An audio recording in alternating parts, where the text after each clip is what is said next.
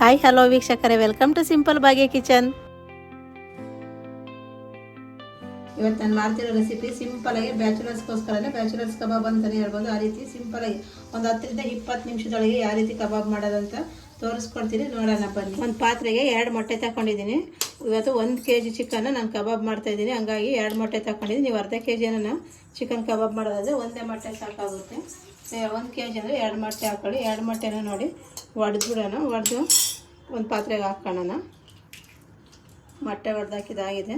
ಈಗ ನಾನು ಖಾರಕ್ಕೆ ಎಷ್ಟು ಬೇಕೋ ಅಷ್ಟು ಖಾರದ ಪುಡಿ ಹಾಕ್ತಾಯಿದ್ದೀನಿ. 1 ಸ್ಪೂನ್ ಅಷ್ಟು ಖಾರದ ಪುಡಿ ಹಾಕ್ತಿದ್ದೀನಿ.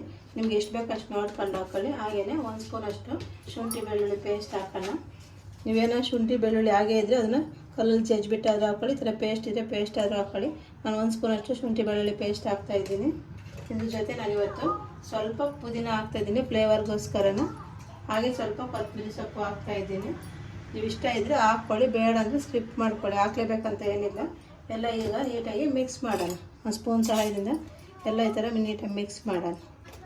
ಎಲ್ಲ ಮಿಕ್ಸ್ ಆಗಿದೆ ನೋಡಿ. ನಾನು 1 kg ಚಿಕನ್ನ ಬೌನ್ಲೆಸ್ ಚಿಕನ್ನು ತಗೊಂಡು ನೀಟಾಗಿ ವಾಶ್ ಮಾಡಿ ಇಟ್ಕೊಂಡಿದ್ದೆ. ಆ ಚಿಕನ್ನ ಹಾಕ್ತಾಯಿದ್ದೀನಿ. ಸ್ವಲ್ಪನೂ ನೀರಿಲ್ಲದೆ ಹಾಗೇ ಹಾಕೋಣ. ಸ್ವಲ್ಪ ನೀರಿದ್ದರೆ ಅಷ್ಟು ಚೆನ್ನಾಗಿರಲ್ಲ, ಹಂಗಾಗಿ ಸ್ವಲ್ಪನೂ ನೀರಿಲ್ದಂಗೆ ಚಿಕನೆಲ್ಲ ಬಸ್ಬಿಟ್ಟು ಇಟ್ಕೊಂಡು ಆಮೇಲೆ ಹಾಕೋಣ.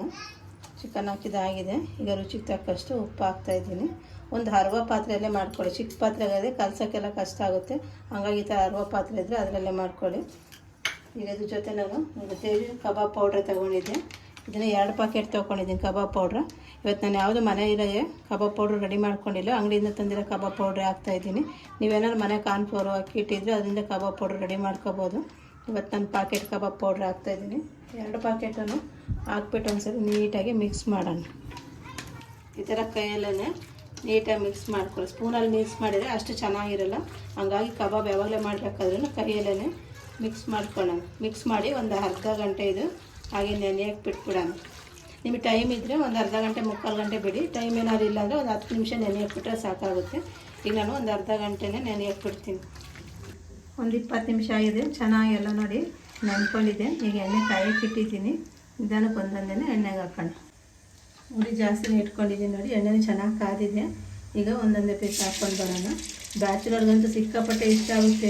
ಎಷ್ಟು ಒಂದು 10 ನಿಮಿಷಕ್ಕೆ ನಾವು ಕಬಾಬ್ ಮಾಡ್ಕೊಬೋದು. ನೆನೆಯಕ್ಕೆ ಒಂದು ಬಿಟ್ಬಿಟ್ರೆ ಇಲ್ಲ ಹಾಗೇನು ಮಾಡ್ಕೊಬೋದು, ಇಲ್ಲ ನೆನೆಯಕ್ಕೆ ಬಿಡ್ಬೋದು.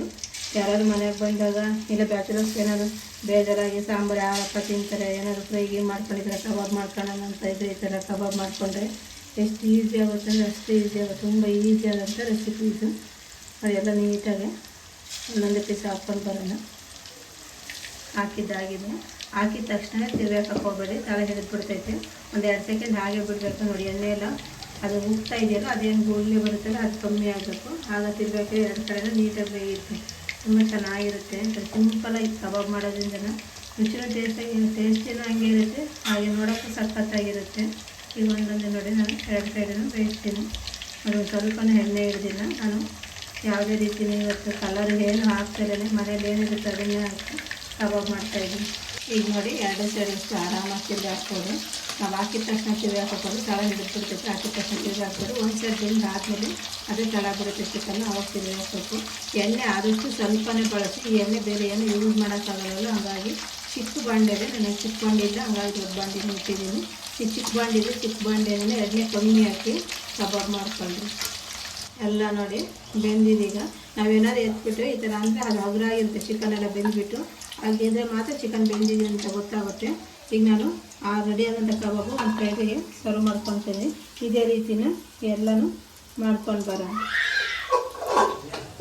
ನಾನು ಮಾಡಿರೋಂಥ ಕಬಾಬು ರೆಡಿಯಾಗಿದೆ, ಅದನ್ನು ಪ್ಲೇಟಿಗೆ ಸರ್ವ್ ಮಾಡಿದ್ದೀನಿ. ನೀವು ಇದೇ ರೀತಿ ಟ್ರೈ ಮಾಡಿ ಹೇಗೆ ಬಂದಿದೆ ಅಂತ ಕಮೆಂಟ್ ಮಾಡಿ. ನೆಕ್ಸ್ಟ್ ವೀಡಿಯೋದಲ್ಲಿ ಸಿಗೋಣ.